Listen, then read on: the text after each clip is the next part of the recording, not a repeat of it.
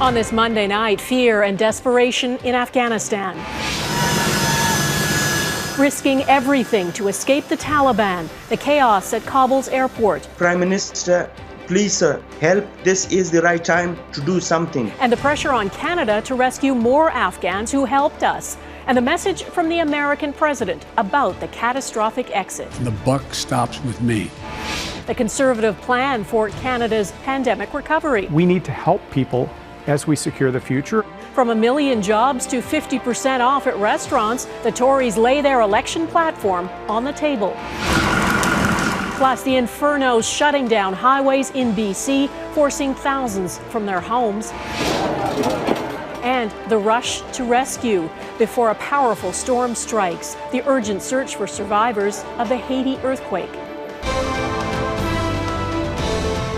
Global National with Donna Friesen. The first time you watch this, you think it can't be real. Afghans so desperate to escape Taliban rule, they cling to the outside of a U.S. military plane as it attempts to take off. But this is really how America's longest war is ending, in disaster. As the plane soars up, bodies appear to fall to the ground. We've chosen to pause the video there and not show that. There are reports at least 7 people have died. It's not clear how.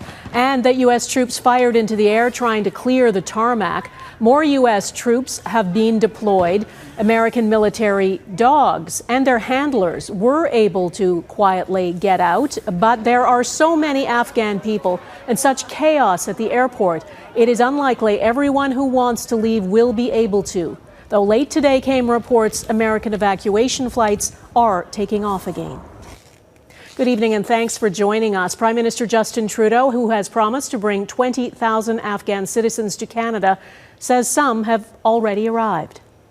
At least 807 Afghans have been evacuated to date, and over 500 have already arrived in Canada. And late today, the U.S. president, who just last month said a Taliban takeover of Afghanistan was not inevitable, addressed the nation. Joe Biden admitted the collapse happened faster than expected, but says he does not regret his decision to withdraw. American troops cannot and should not be fighting in a war and dying in a war that Afghan forces are not willing to fight for themselves. I know there are concerns about why we did not begin evacuating Afghans civilians sooner. Part of the answer is some of the Afghans did not want to leave earlier, still hopeful for their country. And part of it because the Afghan government and its supporters discouraged us from organizing a mass exodus to avoid triggering, as they said, a crisis of confidence. This was the first day of what the Taliban call the Islamic Emirate of Afghanistan. The people, including girls and women, are again at the mercy of the Taliban's draconian version of Islamic law. Eric Sorensen begins our coverage tonight in a warning some of the images are disturbing.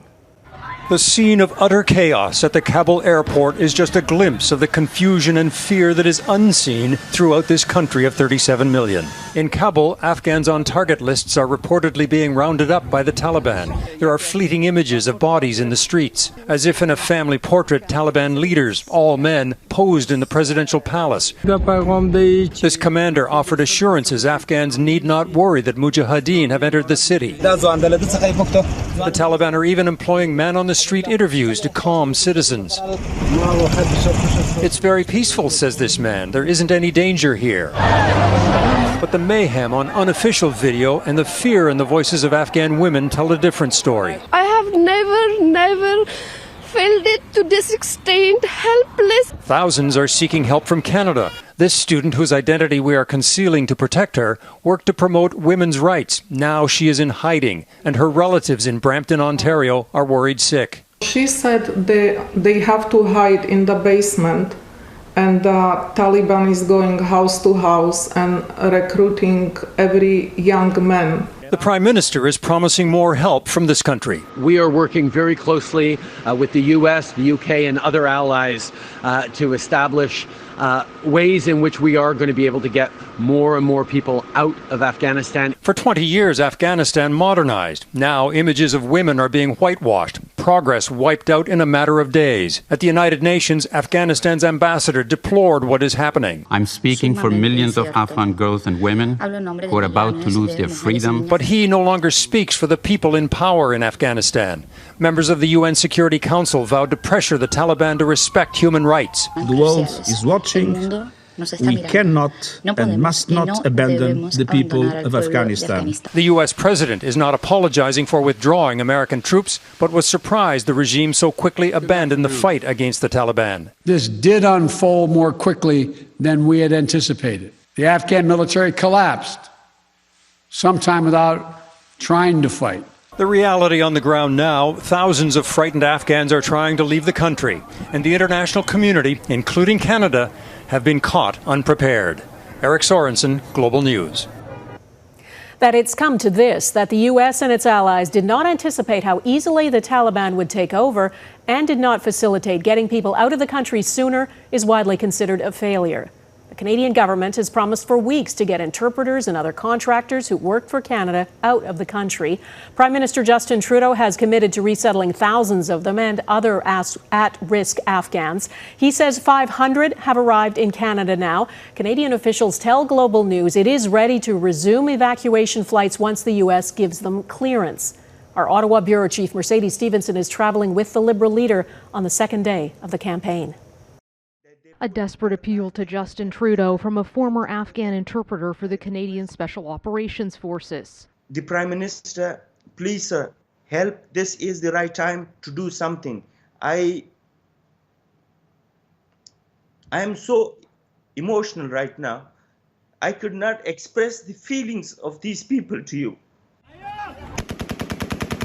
The situation on the ground is dire as the Taliban hunts former interpreters.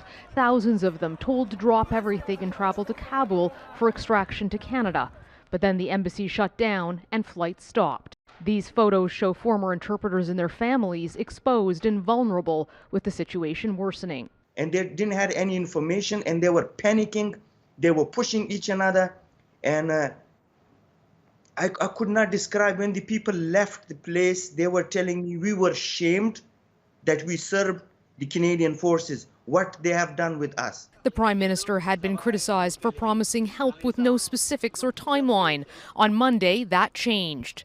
Mr. Trudeau said Canadian troops and military aircraft are on standby in Kuwait and will fly into Kabul as soon as the airfield is secure. Absolutely. If we can see the airfield properly secured, we will be there alongside our partners to help evacuate Afghans. But as I said, the situation right now is extremely fluid, extremely difficult.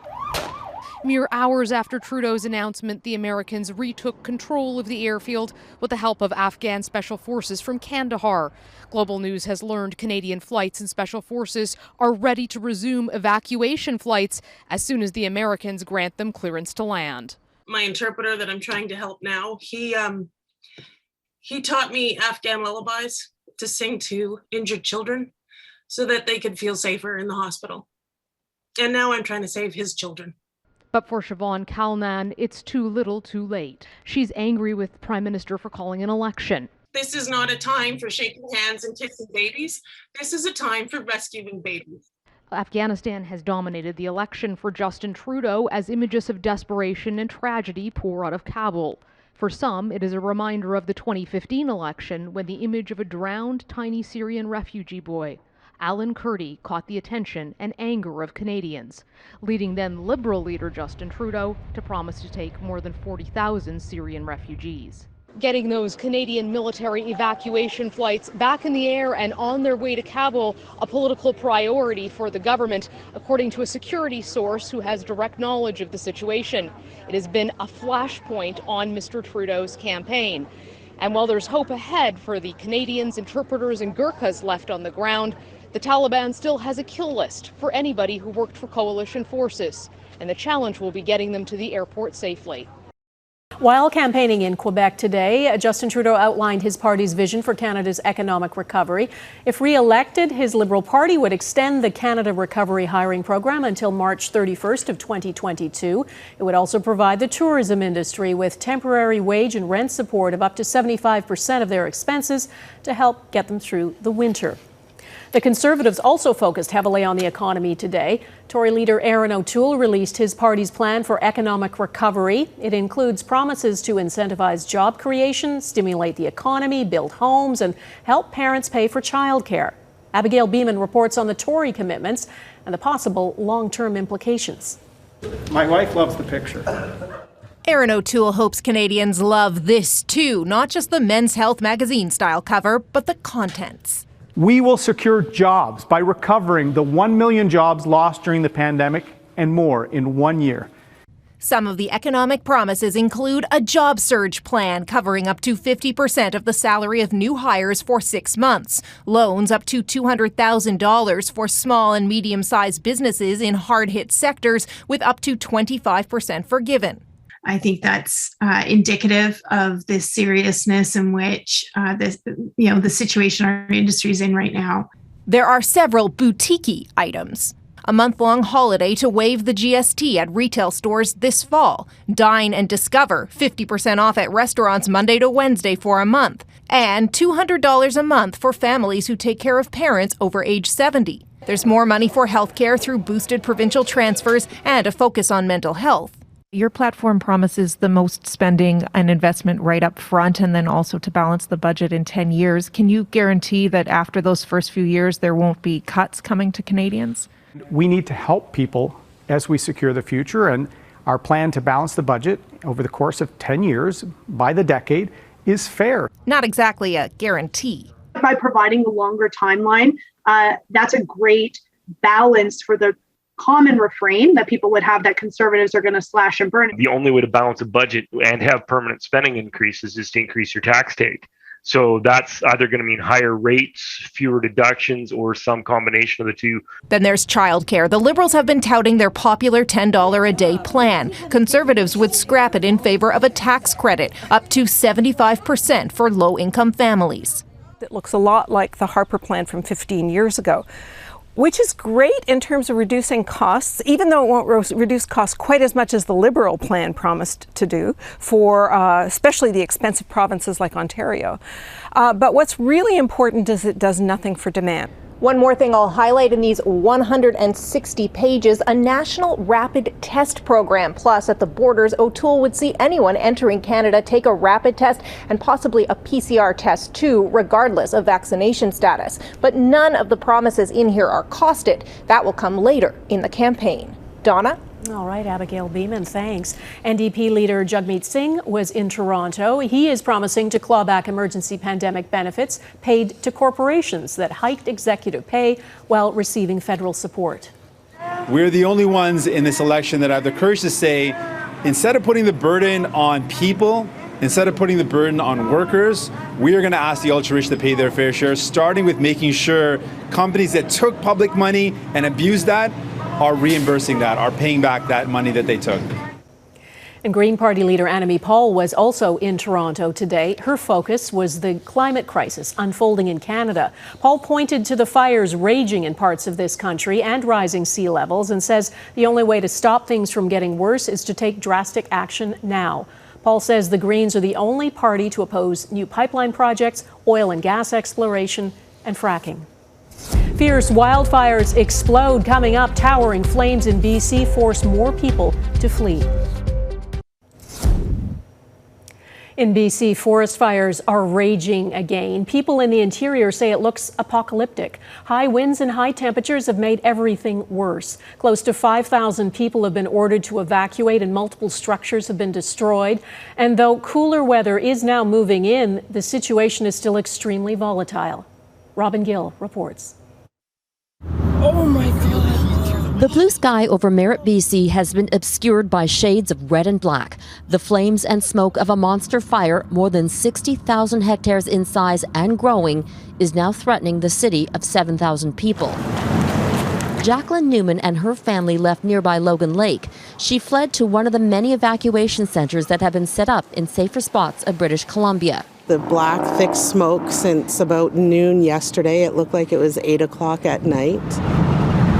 A different fire has spilled over onto the Coquihalla Highway, a major connector between Vancouver and the interior that's now been shut down. The Coquihalla is referred to as the highway through hell, and that's exactly what it was last night. Dawn Adamson managed to get through before the highway closed. She thought the fire was far enough away. As I'm driving through it, it's actually right beside me, to the extent that I could feel it. In West Kelowna, another fire forced a neighborhood to be evacuated. There are reports of homes being damaged. We are actively fighting fires in the backyards of homes on a number of streets. 50 homes may have been destroyed in a beach community close to Kelowna. Kalini Beach looks in really bad shape. Doesn't look like anything survived there. Making matters worse, 10 people refused to leave and firefighters had to rescue them, detracting from the bigger challenge of the fires. The fire activity we've seen this summer, the fire conditions, they've been extreme. In these conditions, escape routes can quickly be compromised or cut off completely. There's some relief with the rain and cooler temperatures, but it's going to take a lot more precipitation to make these fires go away. It will really take that significant amount of rainfall, which we probably won't see until the fall. Fall is weeks away. It's still August, still summer. The Newmans are staying with friends for now. Take it day by day and see how it goes. Because that's all they can do in a province where summer has been ruined by an all too familiar fire season. Robin Gill, Global News, Chilliwack, BC. The roadblocks to relief efforts in Haiti's earthquake zone. Next, the pandemic, political turmoil, and a powerful storm complicate efforts to save lives. More wild weather is not what Haiti needs right now. After that powerful earthquake that devastated part of the Caribbean island on Saturday, almost 1,300 people are known to have died, and that number is expected to rise. 11 years ago, a massive quake killed more than 200,000 Haitians, displacing thousands more, crushing homes, infrastructure, and the country's economy. Haiti has never fully recovered from that disaster, making the situation now even more dire. Here's Mike Drolet. For all the loss and destruction, Haitians were able to celebrate a brief win. A woman pulled from the rubble, dazed and confused, but alive. Moments later, her son was pulled to safety. Saturday's 7.2 magnitude quake left the poorest country in the Western Hemisphere once again scrambling to stand on its own. Those on the ground say the area most affected around the town of Lekai is operating leaderless. Very little government presence, police or central government activity is close to zero. The hospitals in the disaster zone were overwhelmed with COVID-19 cases before the quake. And to make matters worse, Tropical Depression Grace is expected to dump 100 millimeters of rain on the thousands of Haitians left homeless in the streets, which could accelerate the spread of waterborne diseases. Aid is on its way, but nothing is easy in Haiti. The problem is that in between this area and Port-au-Prince, there's a lot of very well armed gangs, controlling the area. So it's impossible to get there with the ground transportations. International organizations like World Vision have had to create a so-called air bridge. It's slow, but safe. The needs are so enormous, so great, that it's impossible to face the situation like it is now. Aid organizations run by Haitians in Canada are mobilizing their assets, but even they are hitting roadblocks in part because of political turmoil after last month's assassination of Haiti's president. It's an explosive situation. Haiti can't seem to catch a break. Mike Drolet, Global News, Toronto. Up next, voting during a pandemic. Vaccinations are mandatory for federal workers, but not for all the people working and volunteering at the polls. Safety is top of mind as Canada prepares for a federal election. All employees in the federal public service have been told vaccination against COVID-19 is mandatory. It is for employees in the federally regulated air, rail, and marine transportation sectors too. But Global News has learned Elections Canada will not mandate volunteers and staff working at polling stations be vaccinated. As Jamie Morocker reports, there's worry it's a decision that may drive up transmission. Sue Phillips wants to work at a Calgary polling station this election, even though it means she will come into contact with hundreds of people during the pandemic's fourth wave. I feel quite safe because I've been vaccinated. The 62-year-old says she figured a double dose would be mandatory to volunteer. But in an email to Global News, Elections Canada says vaccination will not be a requirement for election workers. While it will prioritize fully vaccinated election officers to serve vulnerable populations, such as those living in long-term care facilities or First Nations communities, the agency plans to instead focus on masking, sanitizing, and physical distancing. One of the greatest groups that is going to be coming into contact with millions and millions of Canadian voters are going to be those who are working and volunteering at our frontline polling stations. Dr. Samir Sinha says given the recent decision by the federal government to mandate a full course of COVID-19 shots for all public servants, Elections Canada should follow suit. People should be vaccinated in order to work in these polling centers or to volunteer. But political science professor Nelson Wiseman says this could shrink an already small volunteer pool. Elections Canada needs poll workers. That's going to be their main challenge. In Newfoundland and Labrador's spring election, a surge in COVID cases caused so many officers to back out on election day, the province was left scrambling for volunteers. And in Nova Scotia, officials had to put out a call for more poll workers ahead of Tuesday's vote. Justin Trudeau could have required that people working in polling stations be vaccinated. He has not done that. And while seemingly provincial polls have gone ahead safely, Phillips hopes Elections Canada will rethink its policy. It's just not right that they should have to be in front of someone who hasn't been vaccinated. Determined to do her part to protect workers, voters, and the democratic process. Jamie Morocker, Global News, Toronto. That is Global National for this Monday. I'm Donna Friesen. Tonight's Your Canada is St. Brew Lake in Saskatchewan. Thanks for watching. Take care of yourselves. Bye-bye.